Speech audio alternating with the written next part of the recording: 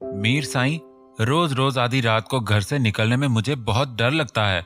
अंधेरे और सुनसान गलियों से गुजरते हुए खौफ से मेरी जान निकलती है।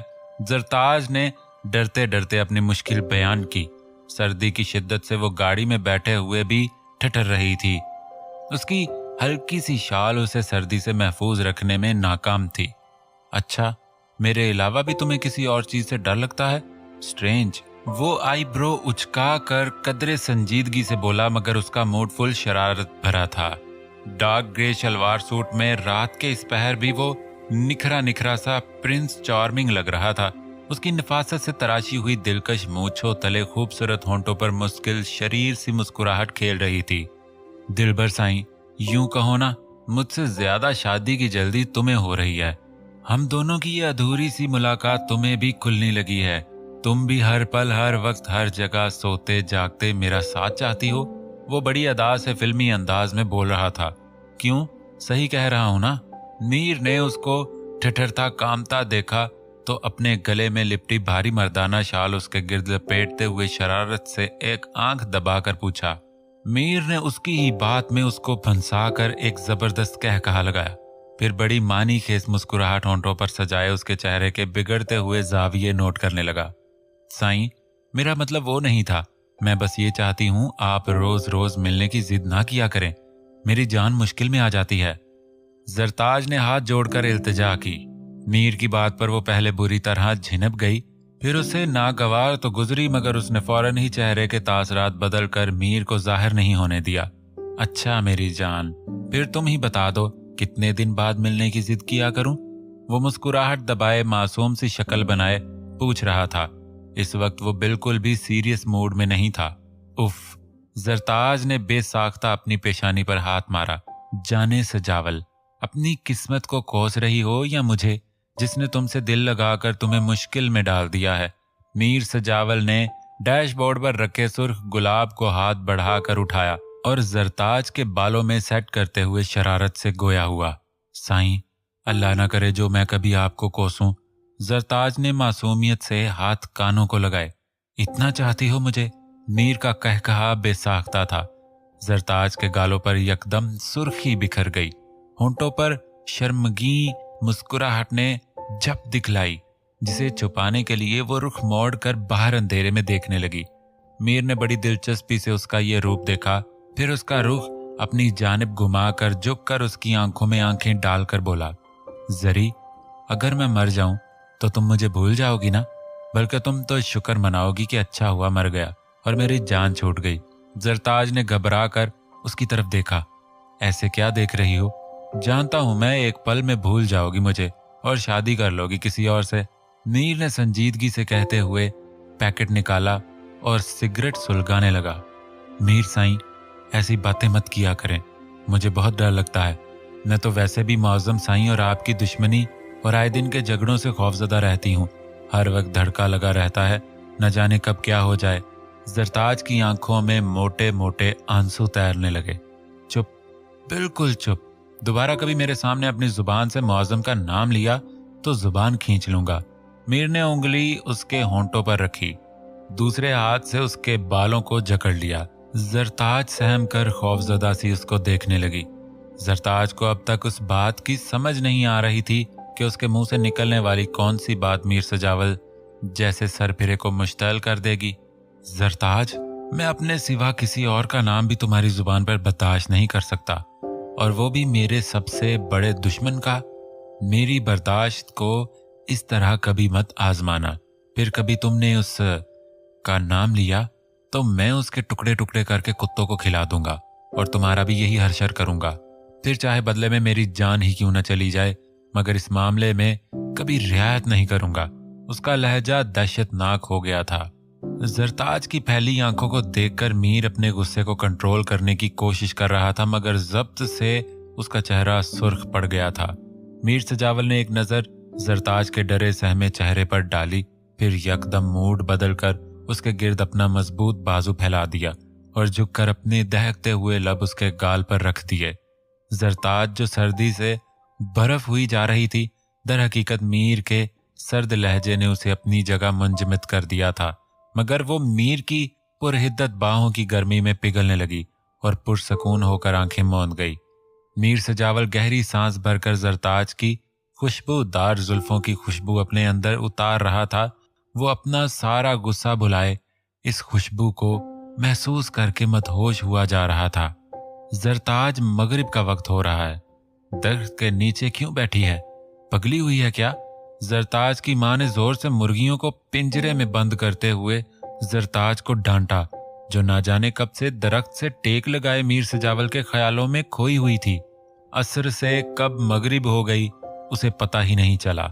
मां की पुकार पर हड़बड़ाकर होश की दुनिया में वापस लौट आई। उसने अपने गाल पर उंगलियां रखकर मीर सजावल के लबों के लम्स को महसूस किया। आंसू पलकों से टूटकर गालों पर बहने लगे। वो अब उसे कैसे बताए कि वो इसको भूलना तो दूर, उसके बगैर सांस भी नहीं ले पा रही है। उसकी जुदाई ने किसी और के साथ जीना तो क्या, अपनी जिंदगी से भी दूर कर दिया है। वो सांस तो ले रही है मगर जी नहीं रही। इस पल शिद्दत से उसके दिल ने मीर सजावल की जिंदगी के लिए दुआ की थी। वो मगरिब की नमाज कज़ा नहीं करना चाहती थी। चुपके से अपनी हथेलियों से आंखें रगड़ी और वुजू के लिए बेजान कदमों से नल की तरफ बढ़ गई। रानिया से होने वाली पहली मुलाकात से लेकर अब तक मखतूम शाह उसे भुला नहीं सका था। मखतूम शाह को वो मासूम सी गुड़िया जैसी लड़की बहुत प्यारी लगी थी, लेकिन वो अपने जज्बों को कोई नाम नहीं देना चाहता था। वो अपने और उसके खानदान के बीच में पड़ी दीवार को फरामोश नहीं कर सकता था। मगर उस दिन की पार्टी में होने वाली मुलाकात के बाद वो मुसलसल उसके बारे में सोचे जा रहा था। ऐसा क्यों हो रहा था वो खुद भी नहीं जानता था, मगर आज दिल की बेकरारी अरूज पर थी। बिलाखिर मजबूर होकर आज वो रानिया के नंबर पर कॉल कर रहा था, जबकि वो जानता था कि इस वक्त वो बहुत परेशान होगी। वो मीर सजावल के जख्मी होने की खबर से आगाह था और उसे यही मुनासिब वक्त लगता था रानिया को कॉल करने का। इस बहाने वो उसे खुद से पहल करने की शर्मिंदगी से भी बच जाता। बेल मुसलसल जा रही थी, लेकिन दूसरी तरफ कोई रेस्पॉन्स नहीं था। हेलो। चंद लम्हों बाद रानिया की थकी थकी सी आवाज मोबाइल में उभरी। डॉक्टर मखतूम शाह का नंबर देखकर उसकी आवाज जरा मोहतात थी। हेलो रानिया, कैसी हैं आप? मखतूम शाह ने नरमी से इस्तफसार किया। मैं ठीक हूँ। रानिया उसकी कॉल पर कुछ हैरान सी थी। मुझे बस अभी आपके कज़न पर होने वाले हमले की खबर मिली है। मैंने मीर सब्तीन से खैरियत दरियाफ्त करना चाही, लेकिन उनके नंबर पर कॉल कनेक्ट नहीं हो रही थी, तो मैंने सोचा आपका नंबर ट्राई करूं। मीर सजावल की कंडीशन कैसी है? मखतूम शाह मुकम्मल अनजान बना पूछ रहा था, जबकि वो जानता था कि इस सब के पीछे कौन है। मौज़म शाह उसका भाई था और वो अपने भाई की हर अदा से आशना था। कैंपेन में होने वाली बदनामी और बदमज़गी को वो इतने आराम से नज़रअंदाज करने वालों में से नहीं था। सजावल भाई की कंडीशन क्रिटिकल है, अब तक उन्हें होश नहीं आया। रानिया ने अफसुर्दगी से जवाब दिया। मैं हॉस्पिटल आना चाहता था, लेकिन जाफर शाह और उनकी फैमिली को ये बात नागवार गुजरेगी, इसीलिए वहां आने का इरादा तर्क कर दिया। वो बात को तूल दे रहा था। जी, आपका यहाँ आना मुनासिब नहीं होगा, रानिया ने साफ गोई से जवाब दिया, क्योंकि फायजा चची वक्फे वक्फे से शाहपुर वालों को कोस रही थी। ऐसे में मखतूम शाह की आमद हंगामा बर्पा कर देती। रानिया, मुझे आपसे कुछ ज़रूरी बात करनी है, मगर ये वक्त मुनासिब नहीं। कुछ दिनों बाद मैं आपको दोबारा कॉल करूंगा। आपने मेरा कॉल करना माइंड तो नहीं किया? नहीं, रानिया के मुंह से बेसाख्ता निकला। फिर उसने जुबान दांतों तले दबा ली। मखतूम शाह उसकी हालत को तसव्वुर की निगाह से देख रहा था। वो उसके अंदाज पर खासा महफूज हुआ। इट मीन्स आप मेरी कॉल का इंतजार भी करेंगी? जी। रानिया उसकी बात पर एकदम कंफ्यूज हो गई। उसकी समझ में नहीं आ रहा था कि उस बात का जवाब हाँ में दे या ना में। मैं जानता हूं आप जरूर इंतजार करेंगी, गुड बाय। मखतूम शाह उसकी कैफियत समझकर खुद ही बोल पड़ा। फिर कॉल डिस्कनेक्ट करके मोबाइल की स्क्रीन पर निगाह टिका दी, जैसे रानिया की तस्वीर उसमें जगमगा रही हो, मगर रानिया की तस्वीर उसके तसव्वुर में रोशन थी।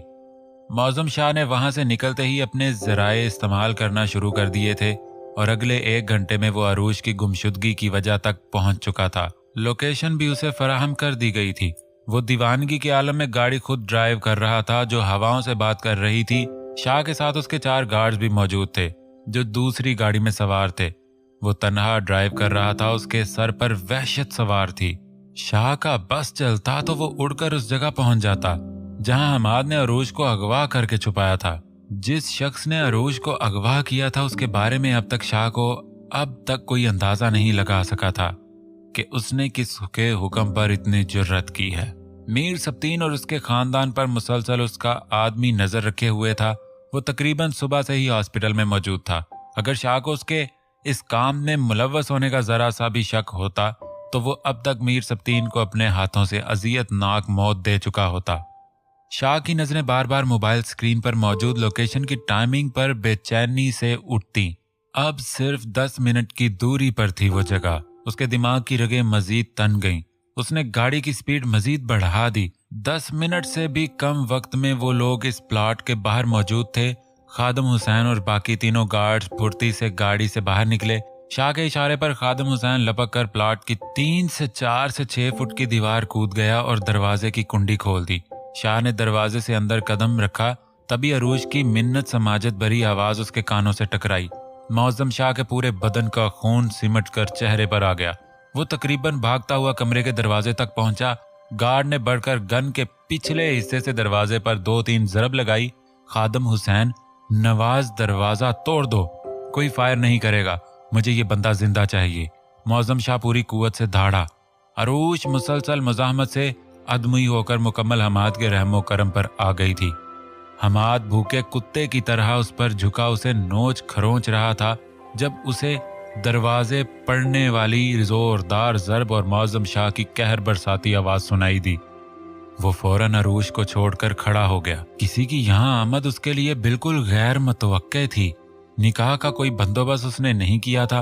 वो तो बस अपनी हवस पूरी करके अरूज को वहीं छोड़कर भाग जाने वाला था। मौज़म शाह के अल्फाज ने उसे चकरा कर रख दिया। शाह की आवाज सुनकर अरूज के बेजान जिस्म में जान पड़ गई। उसने जल्दी से अपना दुपट्टा ढूंढा और अच्छी तरह अपने गिर्द लपेट लिया। चारों गार्ड्स 5 मिनट में लकड़ी का खोखला दरवाजा तोड़ने में कामयाब हो गए थे। शाह गन ताने कमरे में दाखिल हुआ। बाकी सब ने भी अपनी गन्स उठा ली। हमाद के हाथ में मौजूद राड जमीन पर गिर पड़ी। अरूज भागकर शाह से लिपट गई। इस लम्हे में वो सब कुछ फरामोश कर गई थी, सब्तीन की मोहब्बत भी और शाह के जोर जबरदस्ती से शादी के लिए मजबूर करने के रवैये को भी। इस वक्त अगर कुछ याद था तो वह बस ये कि शाह उसके लिए फरिश्ता बनकर आया था और हमाद जैसे शैतान सिर्फ इंसान के हाथों उसकी आबरू पामाल होने से बचा ली। शाह ने उसके सर पर हाथ रखा, फिर उसकी कमर धीरे से थपथपाई और उसे खुद से अलग कर दिया। वो धीरे धीरे हमाद की तरफ कदम बढ़ा रहा था। हमाद 2 कदम पीछे हटते ही दीवार से जा लगा। शाह के चेहरे पर फैला जलाल हमाद के अंदर कपकपी पैदा कर रहा था। अरूज के सर पर कोई वली वारस नहीं, यही सोचकर तूने उसे अगवा किया था ना। अब तेरी यही भूल तुझे जहन्नम तक पहुंचा देगी, क्योंकि मैं अरूज की तरफ उठने वाली आंख नोच लेना चाहता हूं, लेकिन तूने तो उसके दामन को दागदार कर देने की कोशिश जैसा गुनाह कर डाला है। तेरी तो लाश को भी इबरत का निशान बना दूंगा। शाह का चेहरा दहशतनाक था। हमाद की रीढ़ की हड्डी में सनसनाहट होने लगी। अरूज को अगवा करने की गलती पर वो पछता भी नहीं पाया था कि शाह ने एक जन्नाटेदार थप्पड़ उसे रजीद किया, फिर बढ़कर हमाद का गला दबोचकर जमीन पर गिरा दिया। हमाद की आंखें बाहर को उबलने लगीं। हमाद को अंदाजा हो गया था कि उससे बहुत बड़ी गलती हो गई है। शाह ने उसका गला छोड़ दिया। हमाद संभलने भी ना पाया था। वो जोर जोर से गला पकड़े खांस रहा था। तब शाह ने उस पर लातों और मुक्कों की बरसात कर दी। अरूज खौफजदा होकर कमरे से निकल गई। बहुत देर तक वो उसे बेदर्दी से पीटता रहा।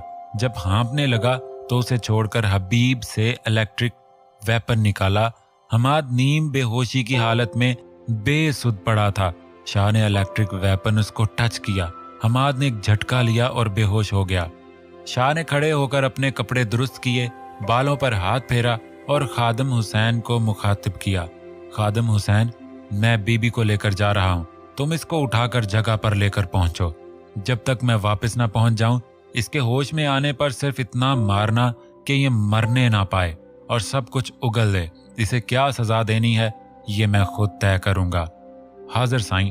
खादम हुसैन ने फकत इतना कहा वो जानता था इसकी सजा मौत के सिवा कुछ और नहीं हो सकती, मगर इसकी मौत का तरीका क्या होगा ये सिर्फ शाह जानता था। शाह ने बाहर निकलकर दीवार के साथ खड़ी अरूश की तरफ हाथ बढ़ाया और उसके कांधे पर रखकर उसे साथ लिए गाड़ी पास पहुंचा। शाह ने फ्रंट डोर खोलकर उसे बिठा दिया। मीर सजावल को होश आ चुका था और आज तो उसे आईसीयू से रूम में शिफ्ट कर दिया गया था। फायजा बेगम खुशी से निहाल होकर बार बार उसके माथे को चूम रही थीं।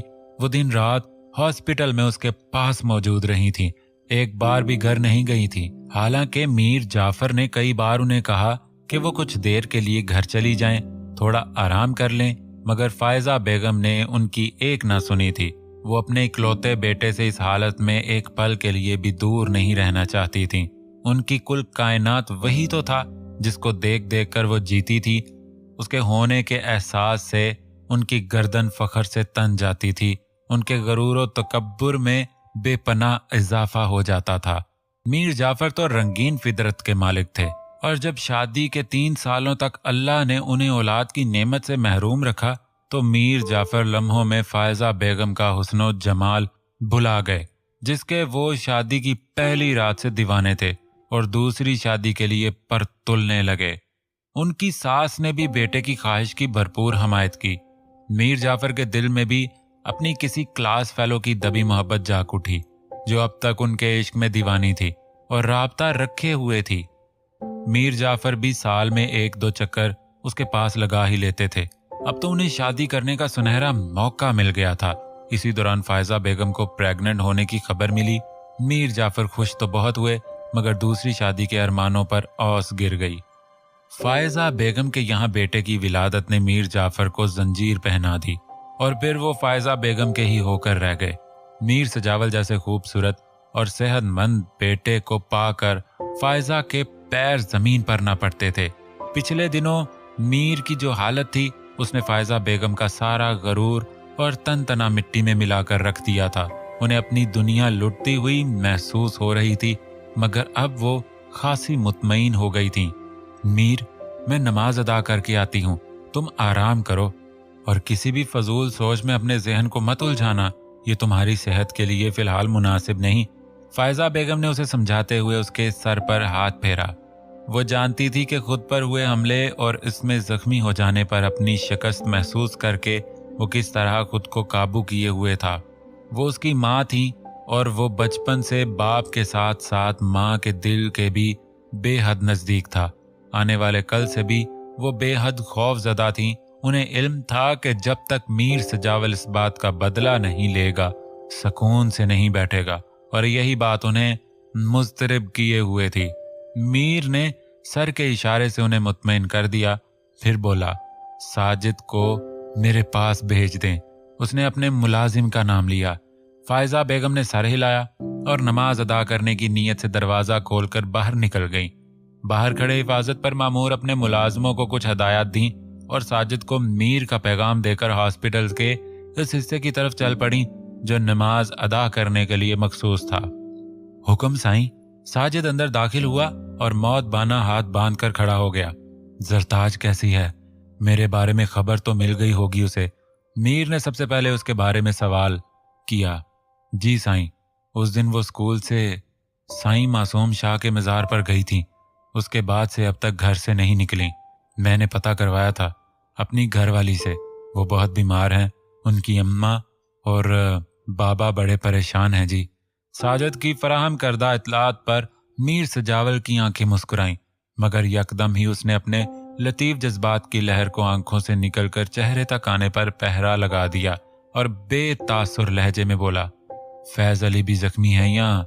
मीर ने अपने खास मुलाजिम की बाबत दरियाफ्त किया और कसदन जुमला अधूरा छोड़ दिया। हमले की रात को वहीं गाड़ी ड्राइव कर रहा था साईं, वो 2 दिन बाद चल बसा था। साजिद ने सर झुकाकर जवाब दिया। मीर सजावल ने लब भींचकर निगाहें छत पर गाड़ दी। फैज अली बचपन से उसके साथ था, उसकी वफादारी की कोई मिसाल नहीं मिलती थी। एक गहरी सांस भरकर उसने अपने अंदर उठने वाले गुस्से के उबाल को अंदर ही दबाने की कोशिश की। आज से मौज़म शाह की हर हरकत पर कड़ी नजर रखो। इस बंदे को ये काम सौंप दो। जिस पर तुम्हें मुकम्मल एतमाद हो। वो क्या करता है, कहाँ जाता है, पल पल की खबर मुझे मिलनी चाहिए। याद रहे, एक लम्हे की भी गफलत की सजा मौत हो सकती है। उसने दहशतनाक लहजे में तंबीह की। जी बेहतर साईं, कोई और हुक्म? वो मीर की आंखों में उतरी वहशत देख रहा था। साजिद का दिल घबराने लगा। मीर सजावल ने हाथ के इशारे से उसे जाने के लिए कहा। उसके जाते ही उसने अपना बाजू आंखों पर रख लिया। इस लम्हे वो शिद्दत से जरताज को मिस कर रहा था, मगर लाख चाहने के बावजूद भी उसे मुलाकात मुमकिन नहीं थी। जब तक मुकम्मल सेहतयाब होकर वो अपने पैरों पर चलकर इस तक नहीं पहुंच जाता, तब तक उसे जरताज के दीदार से महरूम रहना था, और यही बात उसे कौफत में मुब्तला कर रही थी।